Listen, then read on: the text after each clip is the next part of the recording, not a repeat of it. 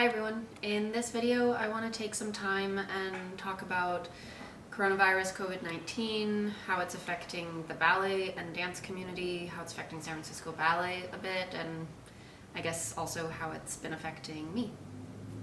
I know that this is a difficult time for a lot of people around the world, so I really do hope that you all are staying safe and healthy and that your loved ones are safe and healthy too. Here in San Francisco, as of today, March 27th, we are on our 11th day of shelter in place. And shelter in place essentially just means that we are quarantined to our homes except for going out to get necessities such as grocery shopping. I know a lot of you are in this similar situation where you're needing to stay home. It can feel frustrating, but we have to keep our eye on the main target, which is to keep people from getting this virus, to keep people healthy. And even if you're young, you still can get the virus yourself, and you can also transfer it to someone else who may be more vulnerable and you might not even know. So I think this period is going to be really important and we should take it seriously. I want to talk a bit about what it's been like as an artist to go through this. I feel like I'm in a really fortunate place. I'm lucky that so far San Francisco Ballet has been able to keep our paychecks going. We are trying to work really hard to come up with creative ways that we can still continue to give back to the audience. We're talking and looking into different live streams and all sorts of creative things that hopefully I'll be able to share with you guys soon. But of course, usually our main job is to perform in front of a live audience, and that's something that is not possible right now, and understandably so. The first time that this really started feeling real, I guess, was actually on our opening night of A Midsummer Night's Dream. About 1 hour before our opening night, there was a citywide mandate that went out saying non-essential events and large gatherings should be restricted. Of course, at that time, it's 1 hour before the show, everyone's ready, the audience is coming into the house, it was too late to do anything right in that moment. But we all received a text message warning us that this was going to be a citywide thing, so rumors started flying about what was going to happen. We knew that we were going to do that one performance, but everything at that time was just up in the air. So it was definitely a strange feeling to perform under all of that and to not know what's going to happen. I was really grateful that I was performing that night, but yeah, there was certainly a lot of uncertainty in those moments. After we finished that performance, there was an emergency meeting with all of crew, dancers, staff, everyone, and our artistic director, Helgi, and our executive director, Kelly. They informed us that we would have to be canceling the rest of A Midsummer Night's Dream.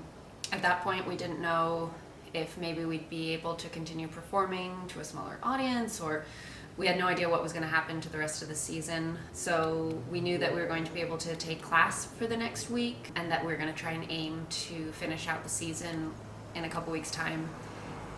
Within a day or two, that obviously really changed. Every hour, every day, there was new information, new mandates, and things were just changing so quickly. It wasn't long before the company had to announce that we would definitely not be performing any of the rest of our season. With San Francisco Ballet, our performances are really condensed into one period, so the whole 2020 season is from January through May, and we usually have a ton of performances during that time. The other months of our year are spent either touring or rehearsing and preparing for these performances. So it was heartbreaking for a lot of people to know that we've put in so many hours of work and rehearsals and preparation to create a good performance, and we weren't going to be able to do any of that. At the time when we were still able to at least get into the San Francisco Ballet building, they were trying to figure out ways where maybe we could live stream performances or some sort of creative thing for the rest of the season. But as I said, things changed and we were all told that we needed to stay in our homes. So here we are. Right now the organization, all of San Francisco Ballet, we're still working to find new ways to create content and to continue to be in our audience's lives in a positive way. And I'm excited about that. We have some Zoom meetings and keeping communications and ideas flowing. It's been amazing to see all of the unions come together and just have this really unifying feeling that we all have a goal and we're going to do whatever we can to achieve that. We all want to support this art, we want to support each other, we want to give back to our community in different ways. So it's been a nice time of collaboration and just feeling united with my company, with the whole San Francisco Ballet. I know that other companies are not in the same fortunate position, financially especially, and they had to shut their doors almost immediately. Force majeure was enacted, contracts were ended, people just couldn't continue. And it's just kind of the reality of our job. So I definitely acknowledge that I feel fortunate to be where I am right now. So yeah, I've been living here. I'm very lucky. I get to live with Ben, our cat and our dog that you met in the last video, and we have a beautiful apartment. So I honestly can't complain, and I just feel very fortunate right now. Of course, right now for us, nothing is certain. We don't know what's going to happen with our pay. I do fully trust that the ballet company is doing everything in their power to keep things going and to keep us supported for our full contract, but we'll see.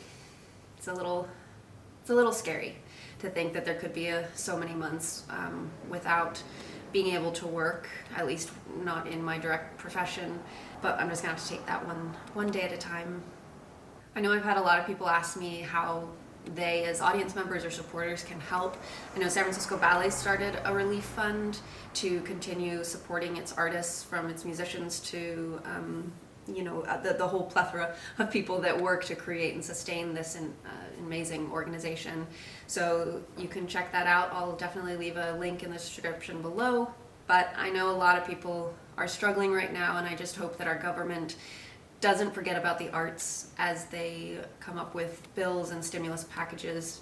It's been interesting to see what people choose to do with this time when they're forced to be at home, and I am very inspired to see that more often than not, people are choosing to create, people are choosing to make art, and it just kind of reminds me that what we do is really important. You know, ballet, but art and creating in general, it makes life worth living, in my opinion.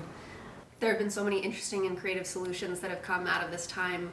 One thing as a ballet dancer that we do every day, almost every day, is take class. And it's part of how we stay in shape, and obviously that's usually done in a studio setting. But it's been amazing to see how the ballet and dance communities come together to find creative solutions. Dancers have been using Zoom and teaching. We've had pianists join as well, so it feels very collaborative, and you can see all of your other participants in the class. I know dancers have been using Instagram Live and Facebook, and they've just been utilizing all of this different technology in such a great way, and it helps all of us feel connected. There's some great resources for class, so I'm going to link those in the description below, so that if you guys are interested in watching as a supporter or taking as a dancer, you can go ahead and check that out. For now, I'm just going to end there. Just wanted to make a quick little video talking about this situation. I am going to also be sharing a video that shows what Ben and I did to prepare for our shelter-in-place days. Some trips and running around, and just the reality of it all starting to hit. So I'll be editing that together and posting it in the next couple days, so keep your eyes out on that. If you want to see more from me, don't forget to subscribe, and I look forward to seeing you guys in the next video.